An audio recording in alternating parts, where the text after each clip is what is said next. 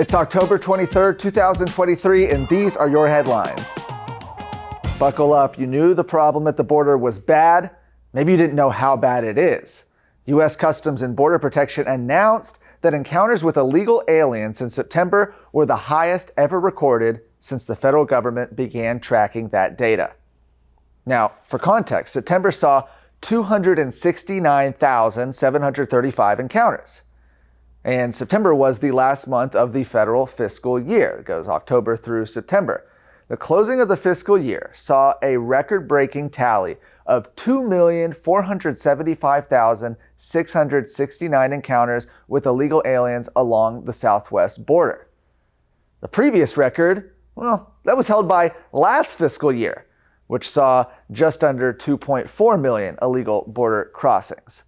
Texas is currently in its third legislative special session right now, where Abbott has requested lawmakers construct additional legislation to address border security needs, including legislation to do more to reduce illegal immigration by creating a criminal offense for illegal entry into the state from a foreign nation and authorizing all licensed peace officers to remove illegal immigrants from Texas. He also requested legislation to impede illegal entry into Texas by increasing the penalties for criminal conduct involving the smuggling of persons or the operation of a stash house, and legislation to impede illegal entry into Texas by providing more funding for the construction, operation, and maintenance of border barrier infrastructure. So where is the legislature on all this? Well, we are halfway through the special session now. It's been going on for 2 weeks. They can last up to 30 days at a time. Senate Bill 4 by Senator Pete Flores, that's one that would increase penalties for human smuggling and operating the stash house. That's already passed the Texas Senate long ago at this point. It's been approved by the House State Affairs Committee. Simply needs to be put on the calendar for a full vote by the House. The Senate also passed Senate Bill 11 by Senator Brian Birdwell to create a criminal penalty for improper entry from a foreign nation. However, the House is pushing their own version of the bill. That would be House Bill 4 by State Representative David Spiller. That bill has passed out of the House State Affairs Committee, and it is awaiting placement on the calendar for a floor vote. No matter what the legislature does, or in this case, maybe doesn't do to address the problem, it's certainly getting worse. We see what the Biden administration is allowing to happen. We've had record years now of these known encounters, and this is important to note, by the way, is that when we talk about these record numbers, 2.4 million illegal border crossings in 1 year alone, those are the known crossings. There are, of course, the numbers that get away, those gotaways that aren't accounted for here. And then there's the number of gotaways that we don't even know if they came across. So these numbers could be much, much higher. It's certainly time for Texas to take the lead. It's time for Texas to fight back. And we'll see what happens with these particular pieces of legislation, but certainly border security advocates are hoping that the state does everything in its power to push back against the illegal invasion from Mexico. The state lawmakers putting the Texas House leadership on notice, saying that their latest attempt at school choice is not a serious bill.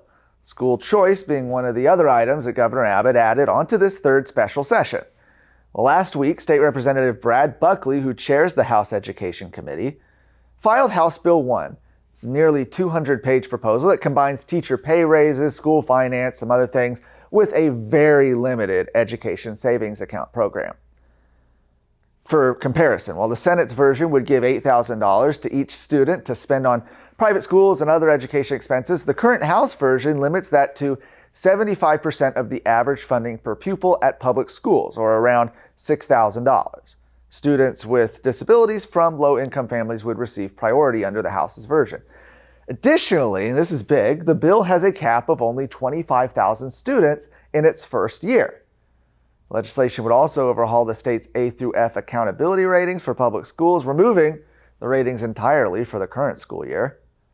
The legislation has also been criticized for the expansion of the controversial State of Texas Assessment of Academic Readiness. You probably better know it as the STAR test. Governor Greg Abbott's office said the bill differs from what the governor's office had negotiated with the House's leadership team, selected by the Speaker, earlier in the session. State Representative Steve Toth, meanwhile, has also blasted the proposal in a video posted on X. He said, "This is not a serious bill any more than Dade Phelan is a serious speaker.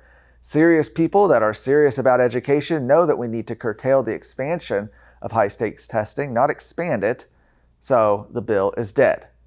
Again, a reminder, we are halfway through the third special session, and it appears a compromise is nowhere in sight yet on the issue of educational freedom. Lastly, Dallas Mayor Eric Johnson has officially launched a new organization she says will help elect and retain more Republican mayors in urban cities. Eric Johnson, he was elected as a Democrat, served in the Texas House as a Democrat. He announced his switch in party affiliation last month. He founded the Republican Mayors Association for like-minded mayors around the U.S. to learn from each other and share best practices for, quote, upholding conservative principles at the municipal level. The organization cites many failures cities face under Democrat leadership, including defunding the police, crumbling infrastructure, high taxes, homelessness, and, of course, rising crime. Additionally, the association blasts virtue signaling and wasteful spending on government programs. After Eric Johnson switched party affiliations last month, Dallas became the largest city in the country to have a Republican mayor. Fort Worth is the next largest U.S. city run by a Republican. That would be Mayor Matty Parker. Republican Party of Texas Chairman Matt Rinaldi told Texas Scorecard that this new organization will help Republican mayors succeed and grow a GOP majority in major cities.